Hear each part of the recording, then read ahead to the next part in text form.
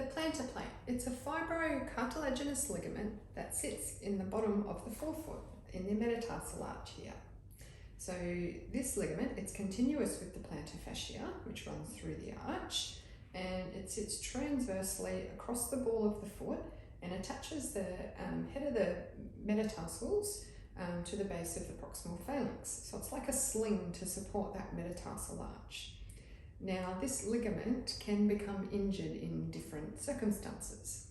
So most commonly we will see it in sort of 40 to 60-year-old women. We notice the plantar plate has become injured, but it can also become injured in sports people, say people playing tennis where they might land heavily on that forefoot. Okay, the plantar plate can become injured, it can become disrupted, or it can tear. Generally in the older population though, without having had an injury, it becomes a degenerative injury and a degenerative weakening of the ligament, which may also become a tear. So with this plantar plate, a little giveaway often that the plantar plate is injured is that toes 2 and 3 will become separated when the person weight bears, okay?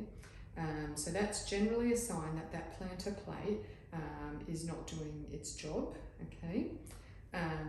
Now, how we test for plantar plate injuries, obviously we'll take a good history and understand what's happening and have a look at the foot. But one way is to test the toes, and particularly the injury will happen around the second toe joint. So we'll check to see if the ligament's still nice and strong by doing a dorsal translation test. So ideally we shouldn't be able to lift the toe very high, okay? Now, if the plantar plate's injured and sore, the person will often have a little bit of pain pressing on the top of the joint. So again, it's generally the second joint, sometimes the third joint that will be sore. Might be a little bit of pain plantally as well. And then also when you're pressing between the metatarsal heads, getting into that ligament, it can be really quite tender. So foot types that are more likely to get a plantar plate injury. If we have a collapsed metatarsal arch, so ideally the metatarsal arch should be concave, with the big toe joint and the fifth toe joint being our main weight bearing points. But if we get a collapsed metatarsal arch, then toe joints 2 and 3 will cop a lot more load, which will put a lot more stress on this plantar plate, okay? Often you'll see plantar plate injuries and issues with the second metatarsal and toe when the big toe doesn't do his job properly.